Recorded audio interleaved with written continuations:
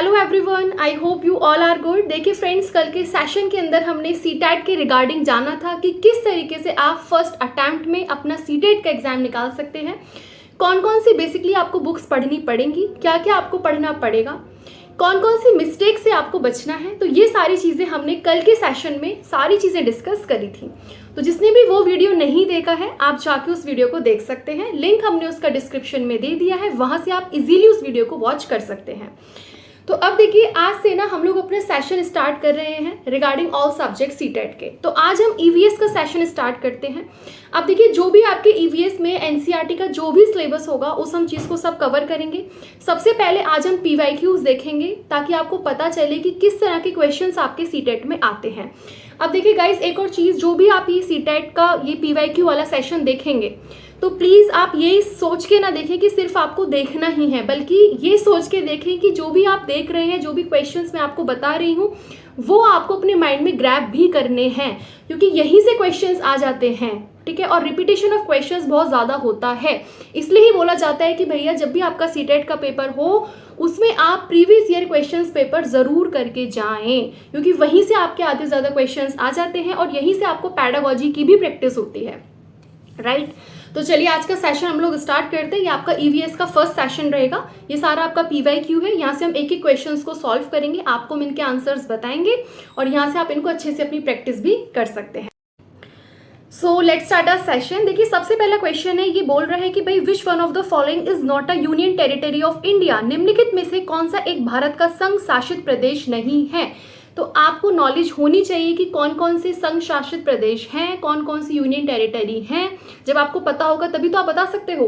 तो देखिए, इसमें ऑप्शन में है लद्दाख, तो Ladakh is the right answer, Ladakh तो है। जम्मू कश्मीर ये भी है, मणिपुर ये नहीं है, इसके बाद है चंडीगढ़ ये है। ठीक है, तो ये पूछ रहा है नॉट नहीं है, तो इसका answer third is the right answer, Manipur, right. देखो, इसी तरह के आपके क्वेश्चंस आते हैं ईवीएस वाले सेशन में।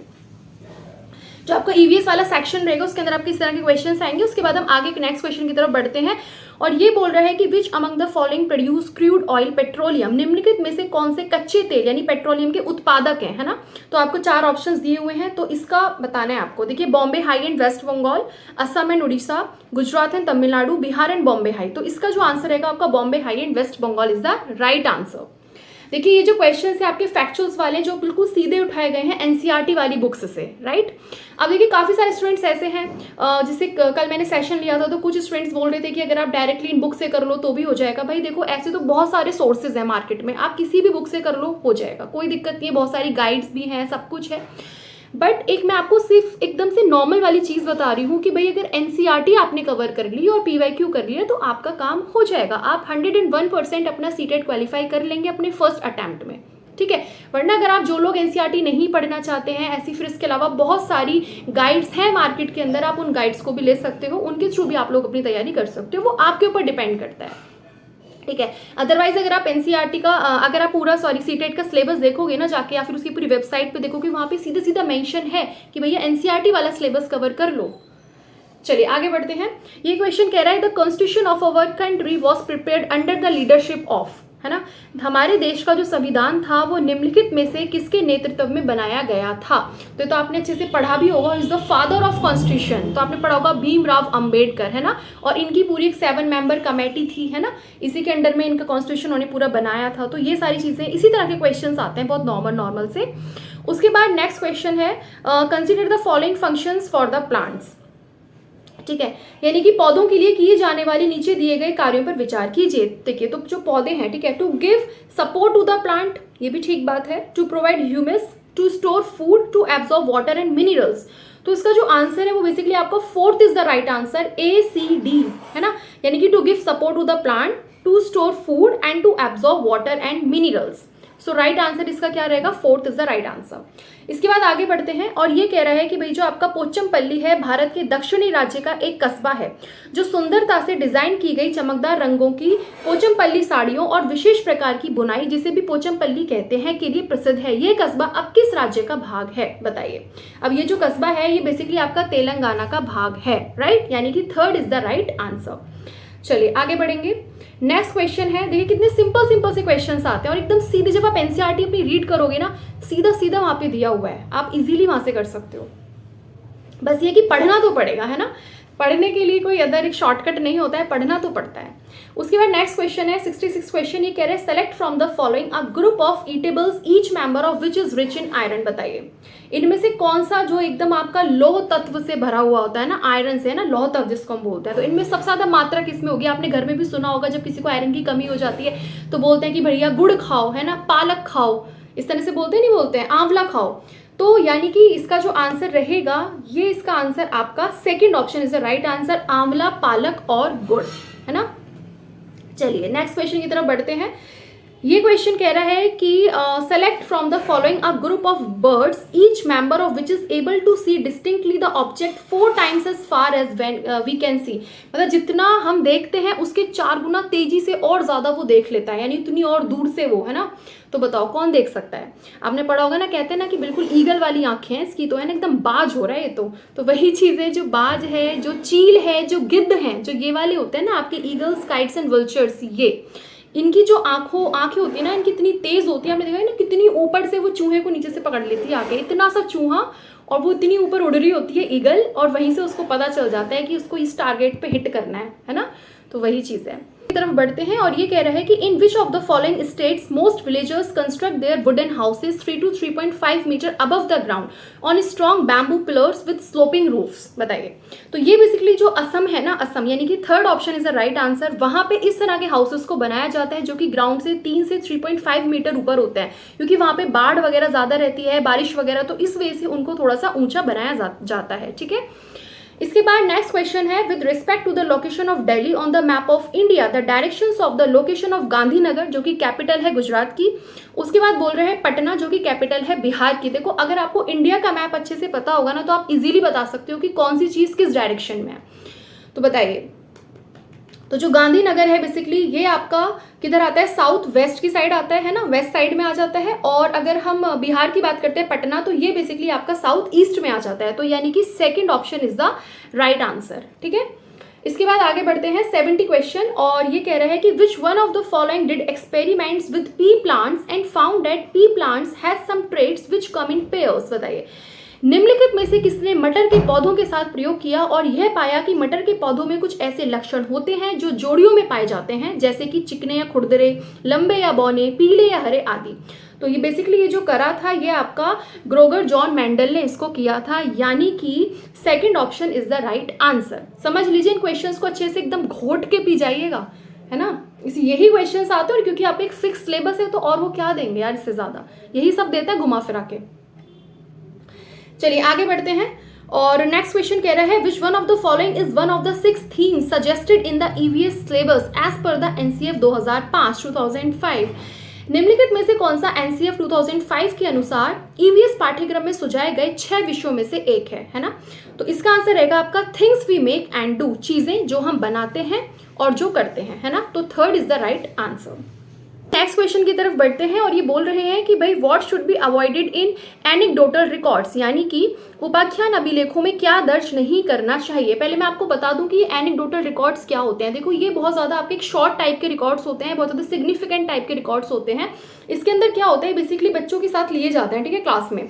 तो ये जो भी आपके अनएक्सपेक्टेड इवेंट्स होते हैं, ठीक है, उनमें हम देखते हैं कि जो बच्चों का परफॉर्मेंस है वो कैसा है, उनका जो एक रिलेशनशिप है, ठीक है, वो अदर स्टूडेंट्स के साथ कैसा है, वो जो बेसिकली अपनी लैंग्वेजेस वगैरह को यूज करते हैं वो किस तरह की लैंग्वेज का यूज करते हैं।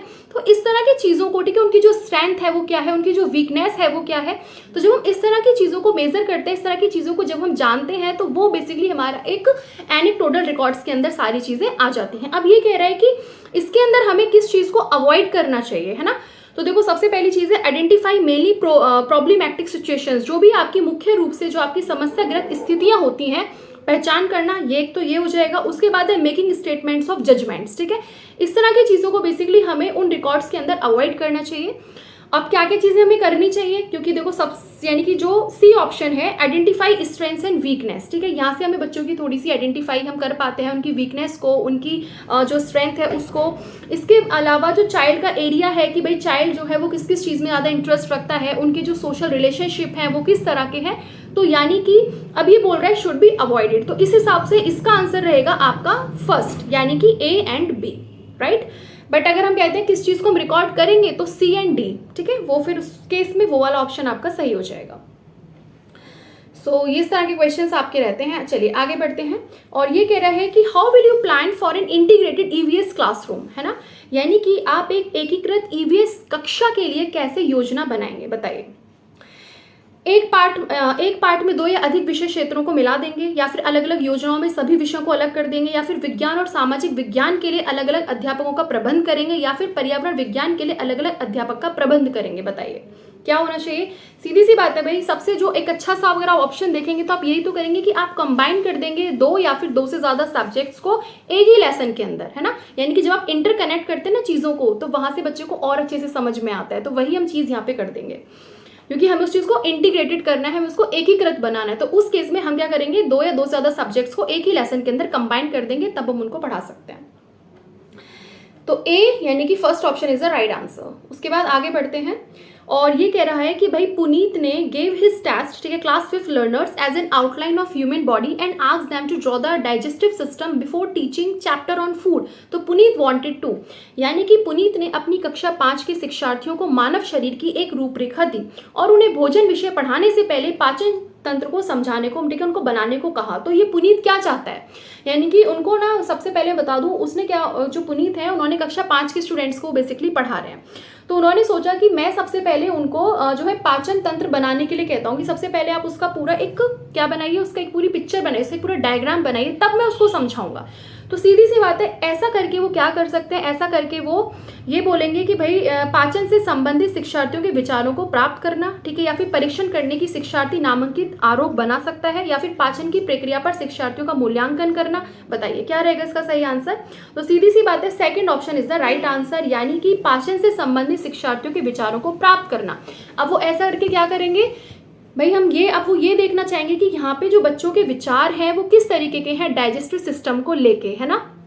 तो यही वाली चीज़ है। तो इसी तरीके से अगर हम पढ़ाई करें, यानी कि हम पहले डायग्राम वगैरह बनाएं, ये नहीं कि सीधा बस कोई भी चैप्टर है उसको बस लेके बैठ गए और सीधा बस पढ़ाना शुरू, हाँ लिखना शुरू, ऐसे नहीं। थोड़ा उसको डायग्राम वगैरह बनाओ, थोड़ा आराम से उस चीज़ को, एक चीज़ों को समझाओ, पहले बच्चों के विचारों को जानो कि वो उसके बारे में कितना जानते हैं, क्या जानते हैं, कैसे जानते हैं, तब उस चीज़ के बारे में फिर धीरे धीरे करके आगे बढ़ो, है ना। तो ये वाली चीज़ होती है, यानी कि second is the right answer. तो इस तरह के आपके क्वेश्चंस बेसिकली रहते हैं। चलिए आगे बढ़ते हैं। चलिए नेक्स्ट क्वेश्चन की तरफ बढ़ते हैं, और ये बोल रहा है कि which one of the following is not correct with respect to formative assessment, ठीक है, फॉर्मेटिव असेसमेंट के रिगार्डिंग, रचनात्मक आकलन के रिगार्डिंग के संबंध में कौन सा सही नहीं है। क्वेश्चन में देख लीजिए कि वो नॉट भी बोल रहा है, तो इस तरह की गलती आप ना करें। क्वेश्चन में अच्छे से देखें कि नॉट बोल रहा है या नहीं बोल रहा, क्या बोल रहा है। तो इस हिसाब से जो फर्स्ट ऑप्शन है वो इसका गलत आंसर है, यानी कि it is to be reported in every quarter of report card, ठीक है, तो ये नहीं होता है। इसके अलावा जो हम लास्ट के 3 ऑप्शंस को भी एक बार देख लेते हैं। देखो भी सीधी सी बात है, जो आपका फॉर्मेटिव असेसमेंट होता है वो बेसिकली टीचिंग को एनहेंस करने के लिए भी होता है, दूसरे स्टूडेंट का जो प्रोग्रेस है उसको मॉनिटर करने के लिए भी होता है ना। उसके बाद कोई भी जो इन्फॉर्मेशन है जिसमें बच्चे जो बेसिकली सीखते हैं वो किस चीज़ में मदद करती है, फॉर्मेटिव असेसमेंट में भी मदद करती है। तो यानी कि जो इसके सेकंड थर्ड ऑप्शन है ये तो आते हैं, लेकिन जो पहला वाला है वो नहीं आता। तो इस हिसाब से इसका जो आंसर रहेगा वो first is the right answer. इसके बाद आगे बढ़ते हैं, और ये कह रहे हैं Samita wanted to sanitize her learners about gender disparity and stereotypes related to work. What should Samita choose to do in her class from the following suggestions. ये बेसिकली आपका लैंगिक विषमता को लेकर है, रूढ़िवादी छवियों को लेकर है, सोच को लेकर है। आपने देखा होगा जैसे एक सोच बनी हुई है ना कि स्टीरियोटाइप्स सोच बोलते हैं हम इसको, जैसे कि बोलते थे ना कि अच्छा जो लड़कियां होती हैं वही गुड़ियों से खेलेंगी, अगर किसी बॉय के हाथ में गुड़िया देख ली तो उसको झट लेके रख देते हैं, तुम लड़के हो, तुम गुड़ियों से खेलोगे, तुम कार से खेलो, तुम एरोप्लेन से खेलो, है ना। इस तरह की जो चीज़ें होती हैं। या फिर जो लड़कियां होती हैं उनको बोलेंगे कि अच्छा मान लीजिए कोई गर्ल है वो चाहती है कि मैं बस ड्राइवर बनूं, तो मना कर देंगे कि नहीं लड़कियां बस नहीं चलाती, बस तो लड़के चलाते हैं, या फिर ऑटो ड्राइव तो बॉयज़ करते हैं, है ना। तो ये जो सोच होती है, जो लैंगिकता के आधार पर जो डिस्क्रिमिनेशन हो रहा है, जो स्टीरियोटाइप वाली जो सोच है, जो रूढ़िवादी सोच है, इसी के रिगार्डिंग ये बेसिकली क्वेश्चन है। तो सीधी सी बात है, अब आप क्वेश्चन को अच्छे से पढ़ लेंगे। अब आप बताएंगे इसमें से तो समीता को निम्नलिखित में से अपनी कक्षा में क्या करना चाहिए, इस तरह की सोच को बेसिकली बच्चों की जो दिमाग में इस तरह की सोच है इसके प्रति। तो सीधी सी बात है, इसका जो फोर्थ आंसर है वो इसका सही ऑप्शन है, एक छात्र की माँ को कक्षा में आमंत्रित करे जो ऑटो चालक है। जब वो ऐसे उनको देखेंगे तो उनके दिमाग में आएगा कि नहीं, जो विमेन हैं वो भी ऑटो ड्राइव कर सकती हैं, विमेन भी बस चला सकती हैं, एरोप्लेन चला सकती हैं, है ना। तो यही वाली चीज़ है, एरोप्लेन उड़ा सकती हैं। चलिए, तो 76 आपका क्वेश्चन हो गया है ना। उसके बाद 77 इसका आंसर, 77 क्वेश्चन देखेंगे। ये बोल रहा है कि कक्षा 5 के समयन आमतौर पे अपना दिया हुआ कक्षा कार्य नहीं करते हैं, मुद्दे को हल करने का सबसे अच्छा उपाय कौन सा हो सकता है, बताइए। तो देखो, ये ना थोड़ा सा ये भी देखेंगे कि हम किस कक्षा के लिए बात कर रहे हैं, उस तरह के भी बच्चों को आप थोड़ा सा दिमाग में सोच के अपने आंसर्स को करेंगे, है ना। अगर हम बड़ी क्लासेस के रिगार्डिंग करेंगे तो वहाँ पे थोड़ी सी अलग चीज़ हो जाती है। अगर हम छोटे बच्चों की बात कर रहे हैं, प्राइमरी लेवल के बच्चों की बात कर रहे हैं, वहाँ पे चीज़ें थोड़ी सी अलग हो जाती हैं।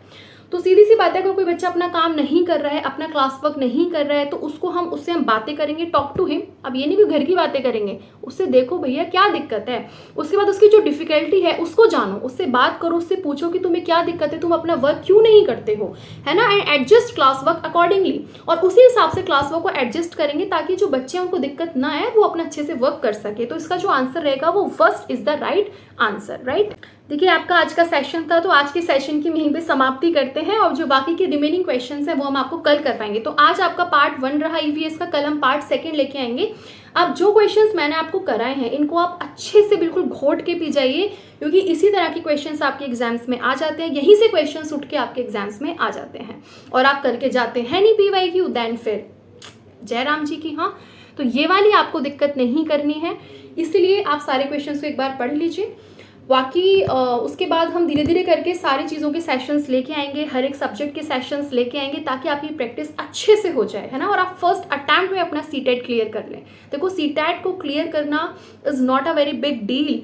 इजीली तरीके से आपने अच्छे से अपनी पढ़ाई करी है ना, तो आप आसानी से सीटेट क्लियर कर लोगे। और भाई, सबको फर्स्ट अटैम्प्ट में अगर आप क्लियर कर लो तो अच्छा रहता है, क्योंकि बहुत ज़्यादा टफ पेपर नहीं आता है। बस ये है कि आपको पढ़ना तो पड़ेगा, ये मैं आपको कल ही मैंने बात आपको बोली थी। इसके अलावा अगर आपको कोई भी दिक्कत है तो आप कमेंट सेक्शन में हमसे पूछ सकते हैं, और इसी तरह के क्वेश्चंस आते हैं, एक बार अपने क्वेश्चंस को अच्छे से देखेंगे। सो तब तक के लिए आप लोग अपना ध्यान रखेंगे, खुश रहेंगे, स्वस्थ रहेंगे, मस्त रहेंगे, मुस्कुराते रहेंगे, और यूनिटी बना के रहेंगे। Thank you.